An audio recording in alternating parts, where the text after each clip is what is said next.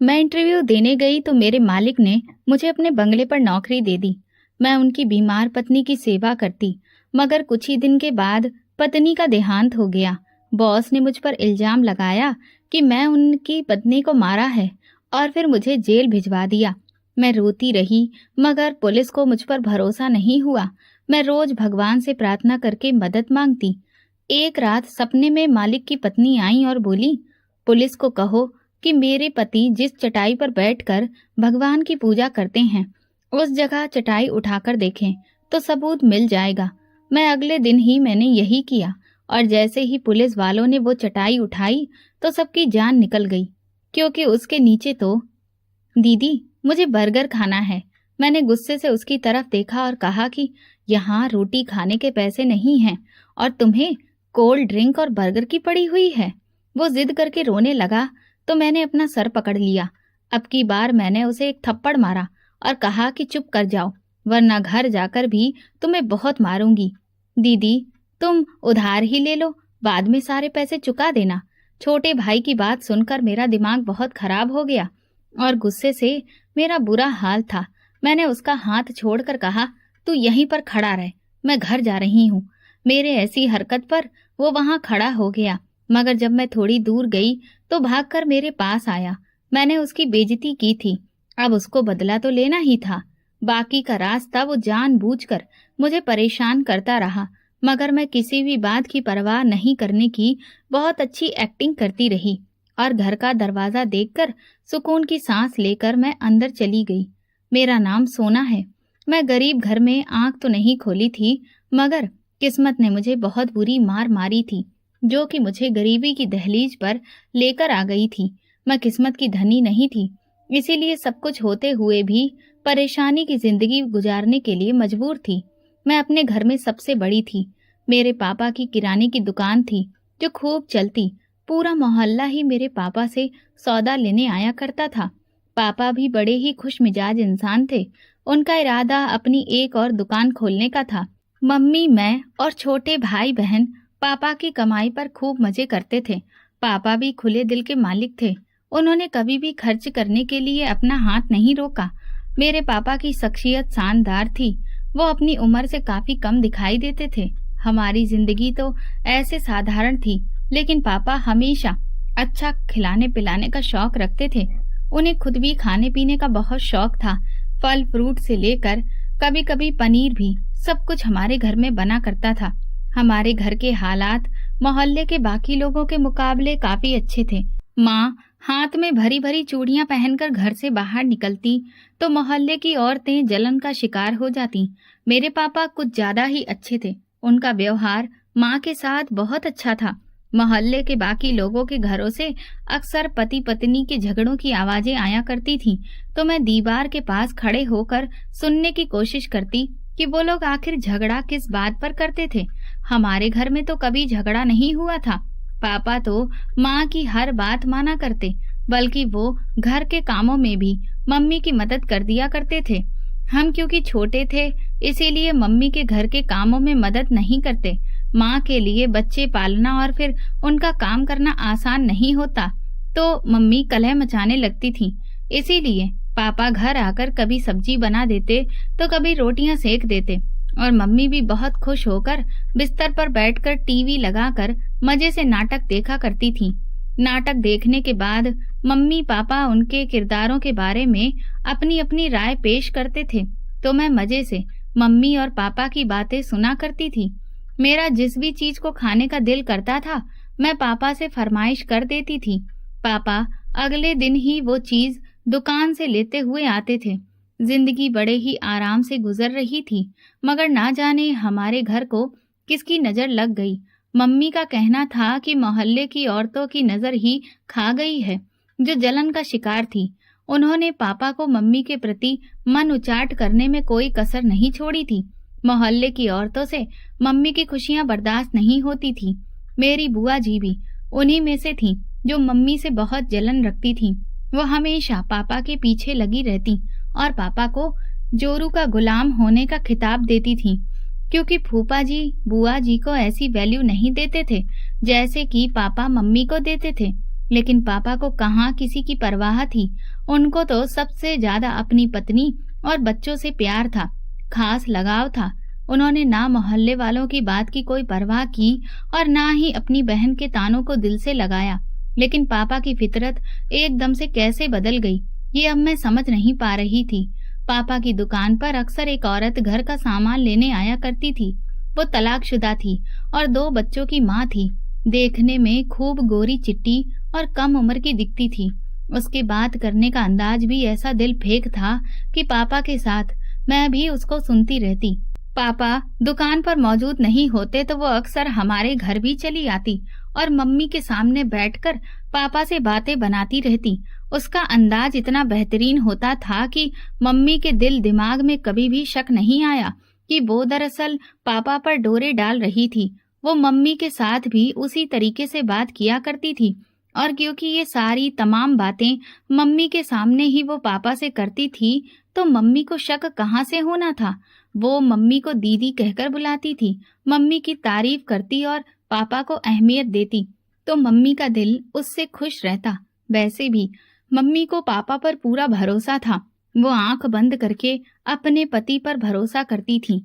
यही भरोसा मम्मी को खा गया और फिर उन्हें कानों कान खबर भी नहीं हुई। वो औरत पापा से शादी रचाकर अपना घर बेचकर पापा को दिल्ली लेकर चली गई और हम मम्मी का मुंह देखते ही रह गए। पापा ने अपनी दुकान बेच दी, सामान बेचा और हमारे किसी भी जानने वाले को खबर तक नहीं हुई। खबर तो तब हुई जब पानी सर से गुजर गया। पापा घर से गायब हुए तो मम्मी पापा को ढूंढने उनको तलाश में निकल गई। उसके बाद पता चला कि पापा ने मम्मी को किस किस तरीके से धोखा दिया है। मम्मी तो अपना सर पकड़कर बैठ गई। भला वो कहती भी नहीं तो क्या करती, कहाँ कहाँ उनके पीछे जाती। मोहल्ले वालों की तो खुशी का कोई ठिकाना ही नहीं था। हालांकि सामने से तो मोहल्ले वाले मम्मी से अफसोस करने के लिए चले आते थे, मगर उनके दिल में यकीनन इस वक्त लड्डू फूट रहे थे और मम्मी का दुख अलग था। उनके साथ साथ हम सब भी बहुत ज्यादा परेशान थे। मम्मी के हाथ में ना कोई पैसा था और ना कोई और मजबूती। पापा तो उन्हें हरी झंडी दिखाकर गायब हो गए थे। ऐसे में घर का गुजारा भला कैसे चलता। अभी तो वैसे भी मम्मी को घर के खर्चे की इतनी फिक्र नहीं हुई थी, क्योंकि उन्हें तो अपने पति के चले जाने का इतना बड़ा दुख था कि वो किसी और के बारे में क्या ही सोचती। उनके पति ने उनके साथ ऐसा धोखा किया कि वो सपने में भी नहीं सोच सकती थी। उनकी इज्जत मिट्टी में मिलाकर वो किसी और औरत के साथ भाग गए थे। ये सदमा उनके लिए कम नहीं था। इसी सदमे की वजह से मम्मी चारपाई से जा लगी। मैं क्योंकि घर में सबसे बड़ी थी, इसलिए पापा के बाद मम्मी को संभालना और उनके साथ साथ छोटे बहन भाइयों की देखभाल भी अब मेरे हिस्से में ही आ गई थी। मम्मी तो पूरी तरह से हिम्मत हार कर बैठ गई थी। मैं जब उनकी हिम्मत देना चाहती तो उन्होंने भी मेरी बहुत बुरी तरह से बेइज्जती करके रख दी। तुझे क्या पता कि इस वक्त मुझ पर क्या कयामत टूट रही है। मैं कैसे हिम्मत रखूं, कहाँ से हिम्मत लाऊं। तेरे पापा मेरे सामने होते तो मैं उनसे पूछ लेती कि उन्होंने ये सब क्यों किया, मगर वो तो मुझे धोखा देकर चले गए और सब कुछ बेच बाच कर निकल गए। मैं उन्हें एक भी शब्द नहीं कह सकी। मेरे तो दिल की भड़ास तक नहीं निकल पाई है। अब बताओ मैं किसी पर अपने दिल का गुबार निकालूं।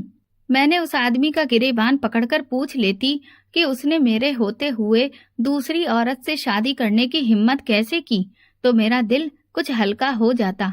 मगर वो तो ऐसे गायब हो गया है जैसे कि गधे के सर से सींग। अब मैं किस किस से लड़ूं झगड़ूं, किसको अपनी शिकायत सुनाऊं, कौन है मेरी सुनने वाला। लोग तो खुशी से फटे जा रहे हैं। तुम्हारी बुआ तो पूरे घर भर में नाचती घूम रही होगी कि उसके भाई ने मेरे साथ कितना अच्छा धोखा किया है। मम्मी एक बार शुरू हो जाती तो फिर उनको चुप करवाना बहुत मुश्किल होता था। इसीलिए मैंने मम्मी के आगे पापा का जिक्र करना छोड़ दिया और फिर उन्हें उनके हाल पर भी छोड़ दिया। अब जो होना था वो तो हो गया था। जिंदगी गुजारने के लिए आगे के बारे में क्या करना है ये सोचना बहुत जरूरी था, ना कि वही लकीर रोज रोज पीटते रहना। मैं अपने छोटे बहन भाइयों को ऐसे नहीं छोड़ सकती थी। मुझसे छोटी एक बहन और सबसे छोटा एक भाई था, जिनकी पापा से फरमाइशें करने की आदत पड़ चुकी थी। पापा हंसी खुशी उनकी सारी फरमाइशें पूरी कर दिया करते थे, मगर मम्मी कहाँ से पूरी करती। मम्मी को तो वैसे भी उनकी इच्छाओं से कोई मतलब नहीं था। एक बस मैं ही रह गई थी जो छोटे बहन भाइयों की ख्वाहिशों को पूरी करने के लिए परेशान रहती थी। हमारे पास कुछ दिनों के ही पैसे मौजूद थे। कुछ घर की छोटी मोटी चीजें थीं जिनको बेचा जा सकता था, मगर आखिर ऐसे कब तक गुजारा होता। मम्मी ने पापा को घर वापस बुलाने और उनका पता लगवाने की हर मुमकिन कोशिश की, मगर पापा जानबूझकर ऐसे गायब हुए थे कि उनके बारे में हमें कानों कान खबर भी नहीं हो पाई थी। उस औरत के बारे में मोहल्ले वालों से इतना अंदाजा हो गया था कि वो पापा को दिल्ली लेकर गई थी, क्योंकि उसका सारा मायका दिल्ली में ही मौजूद था। वहां के अलावा वो और कहीं भी नहीं जा सकती थी। मगर इतने बड़े शहर में पापा को भला कहाँ से ढूंढा जा सकता था, जबकि हमारे पास कोई मदद करने वाला भी नहीं था। एक सिर्फ बुआ ही थी, लेकिन वो भला पापा को ढूंढने में हमारी मदद क्यों करती। वो तो पहले ही मेरी मम्मी पर इल्जाम लगा रही थी कि जिसने अपने पति पर नजर नहीं रखी और अपने पति को खुद ही उस औरत के हवाले कर दिया, तो उसके साथ तो यही होगा।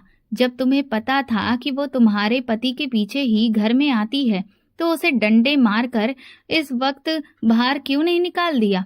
बुआ जब मम्मी को इस तरह की बातें सुनाती तो वो अपना सर पकड़कर बैठ जाती। कभी मम्मी अपने हाथ मसलना शुरू कर देती कि मुझे क्या मालूम था कि वो नागिन मुझे ही डस लेगी, मेरे पति पर अपना कब्जा कर लेगी। वो तो मेरी सगी बहन बनी हुई थी। अपनी बहन समझकर ही मैंने उसे घर में घुसा लिया था। बुआ कहने लगी, दोस्ती में भरोसा करने का नतीजा भुगत लिया है तुमने। अब क्यों रोती घूम रही हो। बुआ मम्मी का दिल जलाने से बाज नहीं आती थी। वैसे तो बात उनकी भी सही थी। मम्मी ने तो ऐसे आंखें बंद कर रखी थीं जैसे कि उनके पति बहुत ही भले इंसान हो। मम्मी नहीं जानती थी कि मर्द की फितरत में बेवफाई और धोखेबाजी ज्यादातर शामिल होती है। उसे मौका मिले तो वो कभी भी ये मौका नहीं छोड़ता। भला ऐसा शानदार मौका जब सामने से चलकर आ रहा है तो वो इसे गंवा कर खुद को बेवकूफ जाहिर क्यों करें। पापा ने तो अपनी तरफ से बड़ी अक्लमंदी दिखाई थी। अपने बच्चों का ख्याल छोड़कर दूसरी औरत के बच्चों के सर पर बाप बनकर बैठ गए थे। पापा के बाद जिंदगी कितनी मुश्किल थी, इसका अंदाजा कुछ महीनों में ही हो गया था। खाने पीने के लाले पड़े तो मुझे ही तुरंत हरकत में आना पड़ा। मैंने अपने आसपास से नौकरी की तलाश करना शुरू कर दी। खैर, मैं कब तक हाथ पैर रख कर यूं बैठ सकती थी। मुझे अच्छी नौकरी नहीं मिल पाई क्योंकि मेरी पढ़ाई लिखाई ज्यादा नहीं थी। वैसे भी ज्यादातर कारखाने हमारे घर से काफी दूरी पर बने हुए थे। फिर भी मैं नौकरी की तलाश में लगातार लगी रही। मैं छोटे मोटे काम करती रही और अपने घर वालों का खर्चा उठाती रही। छोटे भाई बहनों की जरूरतें पूरी करना मेरे बस में नहीं था, वो तो पापा ही पूरी किया करते थे। मेरी कमाई में तो बड़ी मुश्किल से वक्त दो वक्त का गुजारा ही चल रहा था। फिर भी मैं अच्छी नौकरी की तलाश कर रही थी ताकि अपने भाई बहनों की सुख सुविधाओं और जरूरतों को पूरी करने की कोशिश कर सकूं। हमारे मोहल्ले में एक लड़की पिंकी दिल्ली के किसी फैक्ट्री में काम करती थी। वहां पर किसी कर्मी की जरूरत पड़ी तो पिंकी ने मुझसे कहा कि तुम भी मेरे साथ चलो। वहां पर फैक्ट्री की तरफ से ही रहने और खाने पीने का इंतजाम भी करके दिया जाएगा। वो छुट्टियों में घर आई हुई थी। मुझे उसकी एडवाइस अच्छी लगी क्योंकि भाई अब बड़ा हो रहा था और वो कई सारी शारीरिक परेशानियों का शिकार भी था। लेकिन बहन भाई अभी इतने भी बड़े हुए नहीं थे कि मेरी या मम्मी की मजबूरी को समझ सकें, और इन हालातों ने भी तो एकदम से पलटा खाया था। वो लोग पापा की दूरी को बर्दाश्त करते या फिर घर में गरीबी की मुश्किलों को सहते। मैं अपने बहन भाइयों के मुरझाए हुए चेहरे देखती तो मेरे दिल को झटका सा लगता। मैं चाहती थी कि मैं उनकी सुविधा पूरी करने के काबिल बनूं। इसीलिए मैंने माँ से बात की और उन्होंने मुझे तुरंत ही कहा कि तुम दिल्ली जाकर अपने बाप को तलाश करने की भी कोशिश करना। मैंने अफसोस से उनकी तरफ देखा। भला जो इंसान खुद अपनी मर्जी से अपनी पत्नी और बच्चों को बेसहारा छोड़कर चला गया हो, उसको अब तलाश करने का क्या फायदा। मैं अपना वक्त और एनर्जी पापा पर बर्बाद नहीं करना चाहती थी। पापा को तलाश करने का क्या फायदा था? हमें छोड़ना तो उनकी अपनी खुद की खुशी थी। जब वो खुद खुशी से ये काम करके गए तो फिर उन्हें ढूंढकर हम क्या करते? मगर ये बात मम्मी को मैं नहीं समझा सकती थी। वो तो अभी तक इस सदमे से बाहर ही नहीं निकली थी कि पापा उन्हें किसी दूसरी औरत की खातिर छोड़ गए थे। उनको अभी भी ये गुमान था कि शायद उनके साथ कोई हादसा हो गया है, या वो औरत पापा के साथ किसी तरह की कोई जबरदस्ती या जादू टोना ब्लैकमेलिंग करके उन्हें अपने साथ ले गई हो। मगर मुझे ऐसा कोई भी भ्रम नहीं था। मम्मी सिर्फ अपने दिल को तसल्ली दे रही थी, जबकि मैं सच्चाई को अपना चुकी थी कि पापा जानबूझकर घर छोड़कर गए थे। मैं पिंकी के साथ दिल्ली चली आई। उसने मुझे अपनी फैक्ट्री के मालिक से मिलवाया तो उसने ऊपर से लेकर नीचे तक मेरा मुआयना किया और एक छोटे से इंटरव्यू के बाद मुझे उसने नौकरी पर रख लिया। मेरी अच्छी खासी सैलरी भी तय कर दी गई थी। मैं खुश थी कि मैं सारे पैसे अब घर पर भेज सकती थी। छोटे भाई बहनों की जिंदगी भी अच्छे से गुजर जाती। जितनी ऐश पापा ने हमें करवाई थी मैं उतनी तो नहीं करवा सकती थी, मगर कोशिश कर सकती थी कि उन्हें एक अच्छी जिंदगी दे सकूं, और मैं यही कर रही थी। मैंने दिल लगाकर काम करना शुरू कर दिया। मैं आराम किए बिना ही काम में जुटी रहती। मैं बाकी लड़कियों की तरह खड़े होकर बातें करना पसंद नहीं करती थी, बल्कि अपने काम में व्यस्त रहती थी। मुझे अपने आसपास क्या हो रहा है इससे कोई मतलब नहीं था। मैनेजर की नीयत मुझ पर खराब हुई इस बात का मुझे अंदाजा भी नहीं हुआ। एक दिन उसने मौका पाकर मेरे साथ गलत हरकत करने की कोशिश की तो मैंने उसे बहुत बुरी तरह से डांट दिया। तुम्हारी हिम्मत कैसे हुई मेरे बारे में ऐसा कुछ भी सोचने की? मेरी तेज आवाज और तेवर देखकर वो साफ मुकर गया। मैंने क्या किया है? तुम ही तो मुझे बिना वजह बदनाम करने की कोशिश कर रही हो। मैं उसके इस अंदाज पर हैरान थी। अभी कुछ देर पहले ही तो वो मुझे पेशकश कर रहा था कि मैं उसके साथ वक्त गुजारूं तो वो मुझे माला माल कर देगा, जबकि अब वो साफ मुकर गया था। मैं तुरंत ही उसके कमरे से बाहर निकली तो उसने मुझे धमकियां देनी शुरू कर दी। अब मैं बहुत बुरी तरह मुसीबत में फंस गई थी। वो मौका पाते ही अकेले में मेरे करीब आता और मुझे परेशान करता, और कभी कभी मुझे धमकियां देना भी शुरू कर देता कि मैं मालिक से कहकर तुम्हें 2 दिन में ही नौकरी से अगर नहीं निकलवाया तो तुम मेरा नाम बदल देना। वो बड़ा ही अजीब इंसान था।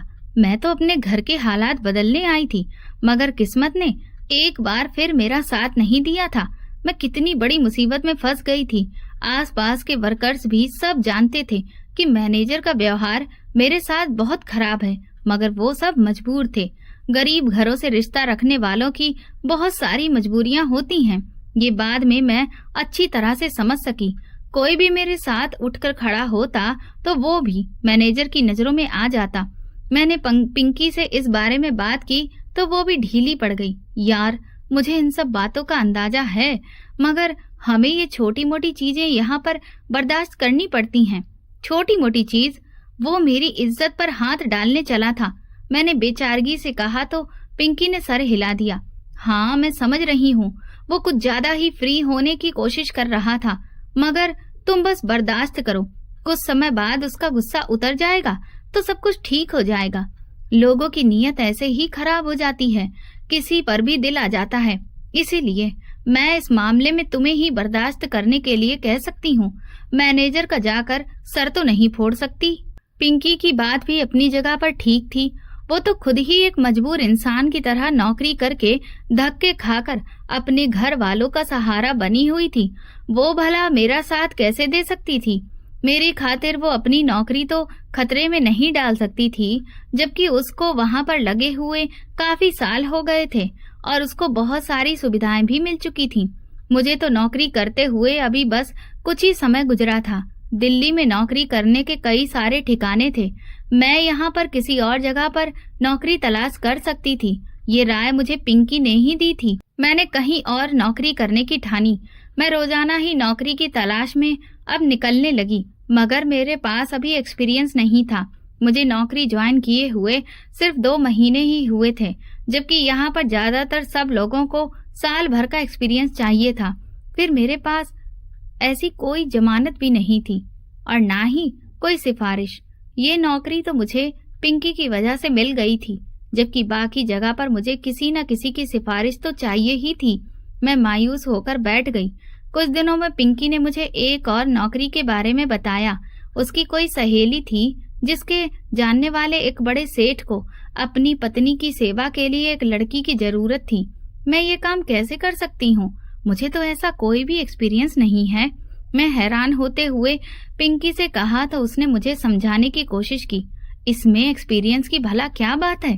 बीमारी में अपनी माँ का ख्याल तो रखा ही करती थी ना, तो बस समझ लो कि ऐसे ही उस औरत का ख्याल रखना होगा। काम बहुत आसान है, तुम्हें दिन रात वहीं पर गुजारना होगा। सेठ तो घर पर होता नहीं है, वो अपने कारोबार के सिलसिले में कहीं न कहीं पर ही चला जाता है, मगर वो अच्छी सैलरी दे रहा है। सारा वक्त बस एक औरत के साथ गुजारना पड़ेगा तो मर्दों की नजरों से भी सुरक्षित रहोगी। पिंकी की बात मेरे दिल को लगी थी। वैसे भी मैनेजर ने मुझे बहुत परेशान किया हुआ था।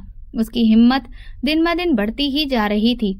वो मेरी मजबूरी अच्छी तरह से समझ गया था, इसलिए मैंने पिंकी को हाँ बोल दिया और फैक्ट्री की नौकरी छोड़कर सेठ के घर नौकरी कर ली। सेठ वाकई में शरीफ आदमी था। वो अपने काम से काम रखता और मेरे सामने हमेशा नजर झुकाए रखता। वो ज्यादातर वक्त घर से बाहर ही गुजारता था, मगर जब कभी हमारा आमना सामना होता तो वो मेरी तरफ नहीं देखता। उसकी पत्नी भी बहुत अच्छे मिजाज की औरत थी। वो बीमार थी और चारपाई से बड़ी मुश्किल से उठ पाती थी। मैं सारा दिन उनकी सेवा में ही गुजार देती थी। मैं जो भी काम करती थी पूरे दिन ईमानदारी और सच्ची लगन के साथ किया करती थी। मैंने उस औरत की सेवा में भी कोई कमी नहीं छोड़ी थी। मैं रोजाना ही उनकी मालिश करती, उनका ख्याल रखती। उनके पति ने उनके लिए खाने पीने की चीजों का ढेर लगा रखा था। वो तो इतना सब कुछ खा नहीं पाती थी, मगर हाँ, मुझे जबरदस्ती खिला देती थी। तुम खा लो, वरना तुम्हारे मालिक आकर मुझे ही डांटेंगे कि सारे फल ऐसे ही पड़े पड़े सड़गल गए हैं। उनकी बात सुनकर मैं फल खा लेती। मेरी सेहत कुछ ही दिनों में बहुत बेहतर होती जा रही थी और मुझे यहाँ पर बड़ा ही सुकून था। मेरी मालकिन दिल की बहुत अच्छी थी। उनके पति से भी मुझे कोई दिक्कत नहीं थी। मैं दिन भर कामों में व्यस्त रहती थी, मगर फिर भी अपनी आंख और कान खुले रखती थी। मैं नहीं चाहती थी कि मैं किसी पर भी भरोसा करके बिना वजह ही मर जाऊं। पापा की वजह से वैसे ही मेरा हर किसी से भरोसा उठ गया था। मेरी जिंदगी थोड़ा सुकून में आई हुई थी कि एक दिन सेठ जी की पत्नी मर गई। मैं अपने कामों से फ्री होकर उनके पास आकर बैठी ताकि उनकी मालिश कर सकूं। मैंने उन्हें 2-3 बार पुकारा कि उठ जाइए, मैं आपकी मालिश कर देती हूँ, मगर वो ना हिली न कुछ बोली। मैं तो हैरान थी। अक्सर वो मेरी पहली आवाज पर ही उठ जाया करती थी, मगर इस बार न जाने क्या हो गया था। मैंने उनको बाजू से पकड़कर हिलाया तो उनके दोनों हाथ ढीले पड़ गए। मैं तुरंत उठी। मुझे कुछ अनहोनी का एहसास हुआ। मैंने उनके चेहरे को थपथपाया ताकि वो अपनी आंखें खोलें, मगर वो होशो हवास से बेगानी थी। मैंने जल्दी से उनकी नब्ज पकड़कर चेक की तो देखा कि वो तो रुक चुकी थी। उनके दिल की धड़कन भी थम चुकी थी। मैं बहुत परेशान थी। सेठ जी न जाने खुद कहाँ गायब थे। वो तो सारा दिन घर में दिखाई नहीं देते थे। मैं तुरंत ही भागकर मोहल्ले वालों को बुला लाई। पड़ोस की एक औरत ने आकर उनकी मौत की पुष्टि कर दी। मेरी मालकिन बड़ी खामोशी से चल बसी थी। मैं हैरान परेशान थी। न जाने कहाँ से सेठ जी को ढूंढ कर लाया गया। मोहल्ले वालों ने खुद ही उन्हें जानकारी दी थी और रोते पीटते हुए वो अपनी पत्नी की अंतिम विदाई पर आ पहुंचे और कहने लगे कि इसको अचानक से क्या हुआ, इसका शरीर नीला क्यों पड़ रहा है। मोहल्ले वालों ने कहना शुरू किया तो सेठ जी ने भी मेरे ऊपर इल्जाम लगा दिया। ये लड़की ही इसके पास में थी, यकीनन इसी ने कुछ किया है, क्योंकि मेरी पत्नी की बीमारी ऐसी तो नहीं थी कि उसकी अचानक से इस तरह से मौत हो जाए। उनके ऐसा कहते ही मैं हैरान होकर सेठ की शक्ल देखने लगी। ये आप क्या कह रहे हैं? मैं भला इनको क्यों मारूंगी? मेरी उनसे कोई दुश्मनी नहीं थी। मैं तो इनका उल्टा कितना ख्याल रखती थी। उनकी मौत अचानक ही हो गई है और जब मैं उनके पास आई तो ये दुनिया से जा चुकी थी। मेरा इसमें कोई भी कसूर नहीं है। मैंने सेठ और मोहल्ले वालों को भरोसा दिलाने की कोशिश की, मगर वो नहीं माने। मैं अभी पुलिस को बुलाता हूँ। पुलिस खुद ही सच और झूठ का पता लगा लेगी। उसने तुरंत पुलिस को फोन कर दिया। मैं उसकी मिन्नतें करती रही कि जैसा वो सोच रहा है वैसा कुछ भी नहीं है। वो कहने लगा कि मेरे दिल को सुकून नहीं मिलेगा जब तक पुलिस सारी जांच पड़ताल नहीं कर लेगी। जब मेरा कोई कसूर ही नहीं था तो मुझे फिर डरने की क्या जरूरत थी। मगर मैं एक बार फिर मुसीबत में पड़ गई थी। जाने क्यों मुसीबत मेरा रास्ता ही देख लेती थी। एक के बाद एक मुसीबत चली आती थी। मैं तो आसमान से गिरकर खजूर में अटकती जा रही थी। मुझे समझ नहीं आता कि मेरी किस्मत मुझे किस मुहाने पर ले आई थी। मैं जहाँ भी काम करती कोई न कोई मुसीबत उठ खड़ी होती। पुलिस ने आकर अपनी जांच पड़ताल शुरू कर दी थी। उनके सवाल जवाब से ये नहीं लग रहा था कि उन्हें मुझ पर शक है, बल्कि ऐसा लग रहा था कि जैसे उनको पूरा यकीन है कि मुजरिम मैं ही हूँ और ये जुर्म मैंने ही किया है। हाँ भाई, बताओ तुमने क्यों मारा है इस औरत को? तुम्हारा क्या इरादा था और तुम क्या हासिल करना चाहती थी? तुमने क्या कोई चोरी की है? मैं उनके सवाल जवाब पर हैरान थी, क्योंकि मैं उन लोगों को सफाई देकर थक गई थी। मगर उनमें से किसी को भी मेरी बात पर भरोसा नहीं आया। तुम्हें हमारे साथ पुलिस स्टेशन जाना होगा। जब तक पोस्टमार्टम रिपोर्ट नहीं आती तब तक हम कोई भी फैसला नहीं कर सकते। ना तो मेरे खिलाफ कोई सबूत था और ना ही कोई गवाह। फिर भी वो मुझे पुलिस स्टेशन ले जाने को तैयार थे। मैं चुपचाप उनके साथ पुलिस स्टेशन चली गई। मैं और क्या कर सकती थी? मेरे पीछे कौन था जो आकर मेरे लिए कुछ भी करता?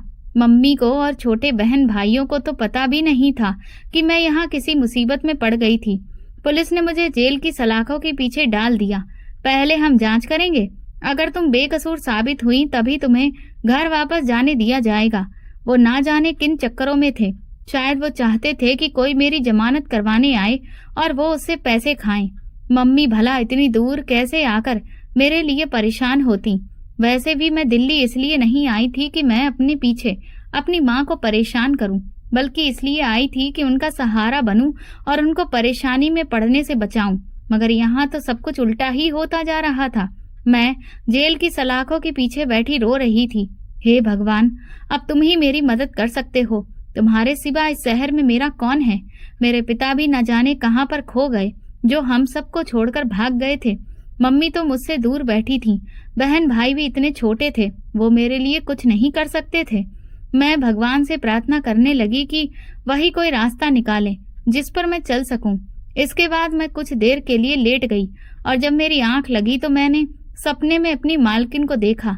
वो चारपाई पर बैठी थी तो मैं वैसे ही उनकी मालिश करने के लिए तेल उठाकर लाई, जैसे मैं रोजाना किया करती थी। तो वो मुड़कर मुझे देखने लगी। मैं तो मर गई हूँ, तुम किसकी मालिश करोगी? उनका अंदाज ऐसा था कि मुझे बहुत डर महसूस होने लगा। मेरी बोलती बंद हो गई और मैं उनके सामने कुछ नहीं बोल पाई। तुम जानना चाहती हो कि मेरी मौत कैसे हुई? मैं दोबारा से बोली तो उनकी आवाज पूरे घर में गूंज गई। मैंने इस बात में सिर हिलाया। तुम पुलिस वालों को और मेरे पति को कहना कि वो मेरी पूजा वाली चटाई को खोलकर देख लें, तो वहां पर उन्हें सबूत मिल जाएगा और ये राज भी खुल जाएगा कि मेरी मौत कैसे हुई है। वो बोली तो मैंने इस बात पर सिर हिला दिया। मेरे आसपास की दुनिया की मुझे कोई खबर नहीं थी। मैं सपने में बिना किसी हरकत के पड़ी हुई थी कि अचानक वो मेरे सामने से गायब हो गई। तो मैं हैरान हुई कि मालकिन कहाँ चली गई। मैंने उन्हें चारपाई के नीचे और आसपास पूरे आंगन में ढूंढा, मगर वो मुझे दिखाई नहीं दी। अचानक से मेरी आंख खुली तो मैं चौंक कर उठ बैठी।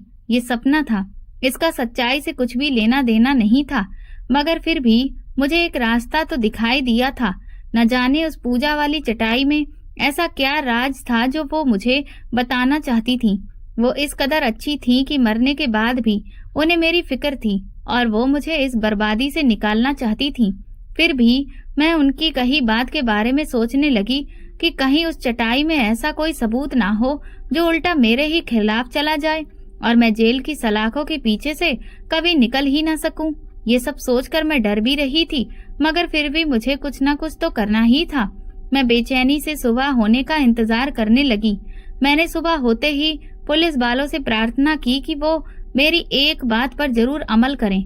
मुझे मालकिन के पूजा वाले कमरे की चटाई मंगवा दें, क्योंकि मैंने सपने में देखा है कि मालकिन ने मुझे बताया कि उनकी मौत का राज उसमें ही छुपा है। पुलिस वाले मेरी बात सुनकर हंसने लगे। अच्छा, पागल हो गई हो? ये कैसी बातें कर रही हो? ऐसा कैसे मुमकिन है? मुमकिन हो या ना हो, बस एक बार मेरी बात सुन लीजिए। भला इसमें बुराई ही क्या है? आप लोगों को जाकर उस चटाई को वहां से उठाकर लाना ही तो है। मैं आपको बता दूंगी कि वो किस कमरे में रखी है। पुलिस वालों ने न जाने कैसे मेरी बात मान ली और वो चटाई को लेने चले गए। वो जैसे ही उसे लेकर आए तो उन्होंने मुझे अपने ऑफिस में बुला लिया। मैं तुरंत चली गई ताकि देख सकूं कि आखिर उसमें उनकी मौत का राज छुपा था। पुलिस वालों ने जैसे ही चटाई को पूरा खोला तो सामने जो देखा उसे देखकर सबकी चीख निकल गई। कोई सोच भी नहीं सकता था कि उस औरत के साथ इतना बड़ा सच जुड़ा होगा। दरअसल उस चटाई में एक मोबाइल था जिसमें मालकिन ने अपना वीडियो खुद रिकॉर्ड करके उस चटाई में ही छुपा रखा था, जिसमें उन्होंने बयान भी दिया था कि उनके पति बहुत खतरनाक हैं, जो उनको एक ऐसा जहर दे रहे हैं जो उन्हें एकदम से नहीं मारेगा बल्कि थोड़ा थोड़ा करके मारेगा। उनका शरीर धीरे धीरे लाचार होता जा रहा है। हालांकि उनके पति सबके सामने उनका बहुत ख्याल रखते हैं, मगर सच्चाई ये है कि वो उनको जान से मार देना चाहते थे। इस बयान के बाद सबको समझ में आ गया कि सेठ किस तरह से उनको एक ऐसा केमिकल मिलाकर दे रहा था जिससे वो धीरे धीरे मौत के मुंह में जा रही थी, और उन्हें इस बात का बहुत अच्छी तरह से अंदाजा हो गया था। मगर वो बेबसी के कारण किसी को भी अपनी मदद के लिए पुकार नहीं सकती थी। सेठ ने उनको इस तरीके से अपने काबू में कर रखा था कि वो कुछ भी करने के काबिल नहीं थी, बल्कि उल्टा दहशत का शिकार थी। मैं भी हैरान थी कि उनके पति तो उन पर जान छिड़कते थे, उनका बहुत ज्यादा ख्याल रखते थे, कभी फ्रूट और खाने पीने की किसी भी चीज की कमी नहीं होने देते थे। लेकिन फिर उनने ऐसा क्यों किया? लेकिन अब ये साफ था कि वो किसी न किसी चीज में उनको जहर मिलाकर दिया करते थे। पुलिस वालों का कहना था कि मेडिकल की रिपोर्ट आने के बाद ही अब कुछ तय किया जा सकेगा। उस औरत की पोस्टमार्टम रिपोर्ट आई और फिर जब मेडिकल रिपोर्ट आ गई तो उसमें साफ देखा जा सकता था कि उनके शरीर में जहर मिला है और उसकी वजह से उनकी मौत हुई है, और ये जहर उनके अंदर तकरीबन 1 साल से दिया जा रहा था। ये सब कुछ जानने के बाद मैंने सुकून की सांस ली, क्योंकि मुझे तो उनके घर के काम करते हुए सिर्फ 2 महीने ही गुजरे थे। 1 साल से अगर उनके शरीर में जहर डाला जा रहा था तो इससे साफ जाहिर था कि उनके पति ही कसूरवार थे और वही उन्हें मारने की साजिश रच रहे थे। अब क्योंकि मोबाइल के जरिए उस औरत ने खुद अपना बयान रिकॉर्ड किया और वो बयान पुलिस तक पहुंचाया गया था, इसीलिए मुझे बाइज्जत बरी कर दिया गया। जबकि सेठ को गिरफ्तार कर लिया गया। वो आंखें फाड़कर मुझे देख रहा था, मानो सोच रहा हो कि मुझे उसकी सच्चाई का एहसास कैसे हुआ, जबकि उसने तो अपने सपने में भी नहीं सोचा होगा कि उसकी पत्नी ने सपने में आकर मुझे इशारा दिया था।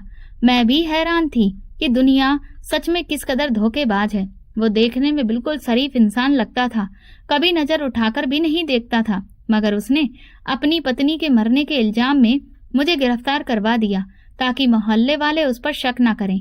कहते हैं मुजरिम कितना भी चालाक क्यों ना हो, कहीं न कहीं तो वो कोई गलती करता ही है। वो भी आखिर में अपनी चाल से चूक गया और उसकी इसी गलती ने उसे जेल की सलाखों के पीछे पहुंचा दिया। अगर वो अपनी पत्नी को चुपचाप जला देता और मुझे गिरफ्तार नहीं करवाता तो शायद पुलिस को कभी पता ही नहीं चलता कि उसकी पत्नी का कत्ल हुआ था। मगर वो अपने ही जाल में खुद फंस गया था। उसने खुद पुलिस को फोन करके बुलाया और एक बेगुनाह को अंदर करवा दिया, जबकि उसकी पत्नी उस पर बहुत ज्यादा नाराज होकर मरी थी। इतना कुछ होने के बाद भी उसने सपने में आकर इशारा दिया और अपने पति को गिरफ्तार करवा दिया। बाद में जब पुलिस ने सेठ से कड़ी पूछताछ की तो पता चला कि ये सब कुछ उसने अपनी पत्नी की दौलत हथियाने के लिए किया था, ताकि वो जल्द से जल्द अपनी प्रेमिका से शादी कर ले और ऐश की जिंदगी जिए। मैं जेल की सलाखों के पीछे से निकल आई थी। अब मैं इस बड़े से शहर में अकेली थी। मेरे पास कोई नौकरी भी नहीं थी। मैं वापस उस फैक्ट्री में भी नहीं जा सकती थी, क्योंकि मुझे पता था कि वो लोग मुझे दोबारा इस नौकरी पर नहीं रखेंगे। मेरे पास इतने पैसे भी नहीं थे कि मैं वापस अपने शहर लौट सकूं, क्योंकि मैं अपनी सारी सैलरी माँ को पहले ही भिजवा चुकी थी और अपने पास बहुत थोड़े पैसे रखे थे, क्योंकि मुझे यहाँ पर पैसों की जरूरत नहीं पड़ती थी। लेकिन अब अचानक जरूरत पड़ गई थी। मैंने यही सोचा कि मैं पिंकी से कुछ पैसे मांग लूं। मैं समझ गई थी कि दिल्ली जैसा शहर मुझे रास नहीं आ रहा है, इसलिए मैं वापस जाना चाहती थी। मैं पैदल ही पिंकी के क्वार्टर की तरफ गई। वो फैक्ट्री की तरफ से मिले हुए क्वार्टर में रहती थी। मैं चलते चलते जब एक दरबार के पास से गुजरी तो वहां लंगर देखकर रुक गई। मुझे बहुत तेज भूख लगी थी। मैंने सोचा कि मैं भी क्यों ना थोड़ा सा खाना खा लूं। मैं जैसे ही अंदर गई तो वहां पापा को देखकर चौंक गई।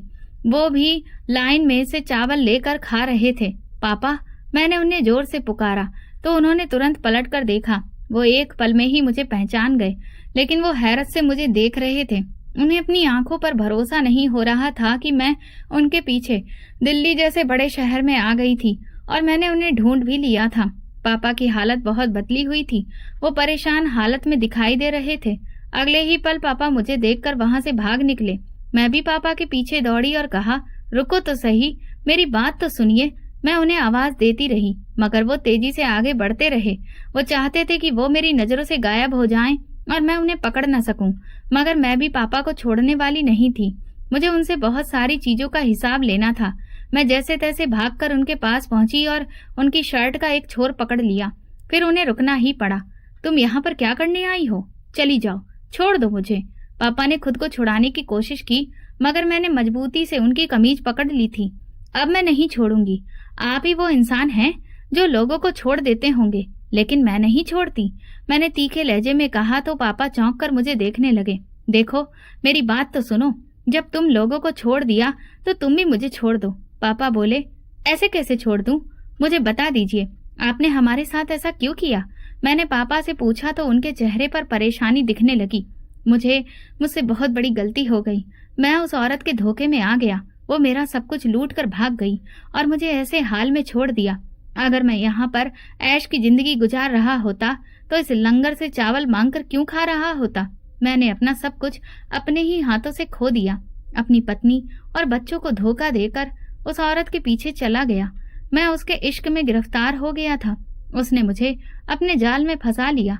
मुझसे बड़ी बड़ी बातें की, जिंदगी भर मेरे साथ वफादारी और मेरा ख्याल रखने का वादा किया था, मगर उसने एक भी वादा नहीं निभाया, बल्कि मेरा सारा पैसा हड़प कर अपने बच्चों को लेकर किसी और की जिंदगी में जाकर शामिल हो गई और मुझसे तलाक भी ले लिया। मैं उसको तलाक नहीं देना चाहता था, मगर उसने मेरे साथ जो भी किया उसके बाद मुझे उसे तलाक देना पड़ा। वो बहुत ही चालबाज औरत थी। उसने मुझ पर तरह तरह के इल्जाम लगाए, यहाँ तक कि मुझे जेल भिजवा दिया। जब से मैं उसकी जिंदगी में शामिल हुआ और उसकी खातिर अपने घर वालों को धोखा देकर दिल्ली चला आया, तब से ही मैं मुसीबत में पड़ा हूँ। मेरा एक भी दिन सुकून में नहीं गुजरा है, और गुजरता भी कैसे? अपने पीछे अपनी पत्नी और बच्चों को धोखा देकर अपना घर उजाड़ कर जो आया था। पापा का हाल देखकर मैं भी परेशान हो गई। उस औरत की खातिर वो सब कुछ बर्बाद कर चुके थे, जबकि उनकी अच्छी भली चलती हुई दुकान थी जिसमें बहुत अच्छा मुनाफा होता था। घर था, पत्नी थी, बच्चे थे। पापा हर तरह से सुकून भरी जिंदगी गुजार रहे थे, मगर एक औरत के धोखे में आ गए। आप ये बताइए कि किसने कहा था कि उस औरत पर भरोसा करो? आपको शर्म नहीं आई माँ को धोखा देते हुए? मैंने कहा तो पापा ने अपना सिर पकड़ लिया। मैं कुछ सोचने समझने के काबिल नहीं बचा था। मैंने तो सबसे ये सब छुपाया। अगर मैं किसी को भी बता देता तो ये नौबत नहीं आती, जबकि मैं खुद चाहता था कि मैं उस औरत के साथ जिंदगी गुजारूं। मैं उस पर मर मिटा था, फिदा हो गया था। गलती उसकी नहीं, गलती मेरी थी। मेरी ही अकल पर पत्थर पड़ गए थे। मैं इस दुनिया का सबसे बड़ा बेवकूफ आदमी हूँ जो अपने आप को बर्बाद करके ऐसी औरतों पर भरोसा कर बैठा। अपनी पत्नी के होते हुए न जाने कैसे भटक गया, जबकि मैं तुम्हारी मम्मी से बहुत प्यार करता था। पर उस औरत ने जब खुद मुझसे मोहब्बत जताई तो मैं उसकी बातों में आ गया। मैं अंधा हो गया। मेरी आंखों पर न जाने कौन सी पट्टी बंधी थी। मैंने जो धोखा किया है, अब उसकी सजा ही मैं काट रहा हूँ और न जाने कब तक काटता रहूंगा। पापा, वापस चलो मेरे साथ, अपने शहर, वहीं चलते हैं। नहीं बेटा, मुझे वहां नहीं जाना। मैं कैसे मुंह दिखाऊंगा सबको? तुम्हारी माँ का सामना कैसे करूंगा? मुझ में हिम्मत नहीं है। मम्मी की फिक्र मत करो, वो आपको माफ कर देंगी। वो अभी भी तुम्हारी तलाश में है। उन्हें तो ये भरम है कि उस औरत ने आप पर कोई जादू टोना किया था या फिर आपको ब्लैकमेल करके फंसाया है, इसीलिए आपकी अकल ने काम नहीं किया। वो आपको माफ कर देंगी। मुझे पूरा भरोसा है वो नाराज नहीं होगी। उन्होंने तो ऐसा सोचा ही नहीं है कि आपने उनको धोखा दिया है, बिल्कुल भी। वो यही समझती हैं कि उस औरत ने कोई चक्कर चलाया है, इसीलिए आप मेरे साथ चलिए। मैंने पापा की मिन्नतें की तो वो सोच में पड़ गए। देखो बेटी, ये सब इतना आसान नहीं है जितना तुम्हें लग रहा है। तुम्हारी माँ मेरा कीमा बना देगी। मुझ में हिम्मत नहीं है अब दोबारा से उनका सामना करने की। तुम मुझे यहीं पर मेरे हालातों पर छोड़ दो। तुम्हें सब सच पता चल गया है ना, तो बेशक अपनी माँ को जाकर सब कुछ बता देना, मगर मेहरबानी करो मुझे यहाँ से लेकर मत जाओ। मैं मर जाऊंगा, मैं शर्म से ही डूब कर मर जाऊंगा। पापा, कुछ भी नहीं होता है। तुम्हें नहीं पता कि मैं तुम्हारे बिना कैसे जिंदगी गुजार रही हूँ। छोटे भाई बहनों का क्या हाल हुआ है तो तुम किसी बात का कोई अंदाजा भी नहीं है। वो मर रहे हैं तुम्हारे बिना, सिर्फ रह रहे हैं। मेरे साथ चलिए, हम लोग मिलकर कुछ कर लेंगे, कारोबार को दोबारा से खड़ा कर लेंगे। कारोबार ना भी हुआ तो भी हमें कोई जरूरत नहीं है, हमें ज्यादा पैसों की चाहत नहीं है। पापा, सिर्फ तुम्हारी जरूरत है, तुम्हारा साथ चाहिए। तुम कम से कम घर में बच्चों के सर पर साए की तरह तो बैठे रहोगे। काम मैं करूंगी, पैसे कमाकर मैं ले आऊंगी, और दुकान का उसके बारे में तो कोई भी शिकवा शिकायत नहीं करेगा। हमें आपका सिर्फ साथ चाहिए। आप हमारे साथ चलिए, आप ही हमारा एक सहारा है। दुकान की क्या बात है, घर भी छिन जाता है तो भी हम वो भी उस औरत को दे देते, मगर पापा आप सही सलामत हैं, हमारे सामने मौजूद हैं। हमें इसके अलावा और कुछ नहीं चाहते। उसको पैसा चाहिए था तो वो ले गई, लेकिन हमें तो आप चाहिए। आप हमारे साथ चलिए पापा, प्लीज। मैंने पापा को हर तरह से समझाया तो वो मान गए। चलो अच्छा ठीक है, चलते हैं, मगर मेरी जेब में एक पैसा भी नहीं है। तुम्हारे पास वापसी का किराया है ना? पापा ने मुझसे पूछा तो मैं चुप रहती थी। किराया तो मेरे पास भी नहीं था। मैं पिंकी से पैसे उधार लेकर पापा को वापस ले आई। मम्मी पापा को देखकर हैरान थी। वो पापा को सदमे की हालत में एकटक देख रही थी। पापा दूसरी तरफ बहुत शर्मिंदा थे, बोले मुझे माफ कर दो। वो मम्मी के कदमों में बैठ गए तो मम्मी ने तुरंत उठा लिया। कैसी बातें कर रहे हो तुम तो मेरे सिर के ताज हो। तुम्हारी जगह मेरे पैरों में नहीं है। नहीं, मैंने जो कुछ भी किया उसके बाद तो मेरा तुम्हारे पैरों में बैठना ही बनता है। पापा की आंखों में आंसू आ गए। मुझे तुमसे कोई शिकायत नहीं, मुझे तुमसे आज भी मोहब्बत है। तुम ही तो मेरे सर के साए हो और हमेशा रहोगे। मम्मी की बात सुनकर पापा के साथ साथ मैं भी दंग रह गई। मम्मी पापा से इतना प्यार करती थी, मुझे यकीन नहीं हो रहा था। मुझे तो हमेशा यही लगता था कि पापा मम्मी से ज्यादा प्यार किया करते थे, मगर पापा ने अपनी मोहब्बत को दागदार कर दिया था कि आज मम्मी ने अपनी मोहब्बत का सबूत दे दिया था। बाकी औरत की वफादारी का कोई भी मुकाबला नहीं कर सकता। अगर वो वफादारी करने पर आ जाए तो मैं सब कुछ हार कर आ गया हूँ। मेरे पास अभी कुछ भी नहीं है। पापा ने मम्मी को एक और सच बताया तो मम्मी ने उनकी कोई परवाह नहीं की। हमें पैसे की जरूरत नहीं, पैसों के बिना भी गुजारा हो जाएगा। हमें तुम्हारी जरूरत है। मम्मी ने वही बात कही जो मैंने पापा से कही थी। पापा का दिल अब शांत था। उनके चेहरे से साफ जाहिर हो रहा था कि मम्मी की बात सुनकर उनको कितनी तसल्ली मिली है। तुम मुझे ताना तो नहीं दोगी कि मैंने तुम्हारे साथ इतना बड़ा धोखा किया और इतनी घटिया हरकत करके अपनी जिंदगी की सबसे बड़ी गलती की? नहीं, ऐसा कुछ नहीं होगा। तुम ही हो जिसमें हमें सारी जिंदगी का सहारा है, तो आराम दिया, और अब अगर मुसीबत के दिन आए हैं तो तुम अकेले क्यों काटोगे? हम सब मिलकर काटेंगे। अच्छे वक्त में हम सब साथ रहेंगे। माँ के अंदर पापा को देखकर न जाने कहाँ से हिम्मत आ गई थी। मुझे तो अंदाजा ही नहीं था कि मम्मी ने पापा को ना तो कोई ताना दिया और ना ही कोई शिकवा शिकायत की। किसी भी बात पर वो बहुत खुश थी कि पापा वापस लौट आए हैं, वरना वो यही कह रही थी कि मैं क्या कर सकती हूँ। छोटे बहन भाई भी पापा के आने पर बहुत खुश थे। पापा जल्दी ही नौकरी की तलाश में निकल पड़े। उन्हें जूते की दुकान पर नौकरी मिल गई। मैं भी अपने शहर में ही नौकरी करना बेहतर समझा और फिर मैं एक कारखाने में काम करने लगी। यहाँ मेरी सैलरी थोड़ी थी, मगर फिर भी अपने शहर में कम पैसों में भी गुजारा करना आसान हो रहा था। मैं सुबह सवेरे पापा के साथ ही काम पर निकल जाती थी। मेरी और पापा की सैलरी में अच्छा गुजारा हो रहा था। सबसे बड़ी बात यह थी कि अब हम सुकून की जिंदगी गुजार रहे थे। अब हमें फिक्र नहीं थी पापा की जिंदगी में दोबारा कोई औरत आएगी, क्योंकि दोबारा कोई धोखा नहीं खा सकते थे, क्योंकि वो सब कुछ लुटा चुके थे। मगर सुकून की बात यह थी कि अब हम सब साथ हैं। मैं मम्मी और पापा को एक साथ बात करते हुए हंसते हुए देखती तो मुझे बहुत अच्छा लगता था। मैं खुश थी कि हमारे सुकून के दिन वापस लौट आए थे। जिंदगी में पैसों की अहमियत अपनी जगह, मगर रिश्ते ज्यादा जरूरी होते हैं। पापा के साथ रूखी सूखी भी बहुत अच्छी लगती थी। मैं अपने भगवान की शुक्रगुजार थी जिसने मुझे हर मुश्किल से निकाल कर एक नए रास्ते पर चलने का मौका दिया था। दोस्तों, आप किस शहर से हमारी ये कहानी सुन रहे हैं, कमेंट में बताएं। अगर आपको हमारी कहानी पसंद आई हो तो कमेंट करके जरूर बताएं। वीडियो को लाइक करें और ज़्यादा से ज़्यादा शेयर करें। अगर आप चैनल पर नए हैं तो सब्सक्राइब जरूर करें और नोटिफिकेशन बेल दबा दें ताकि अगली अपडेट सबसे पहले आपको मिले। धन्यवाद।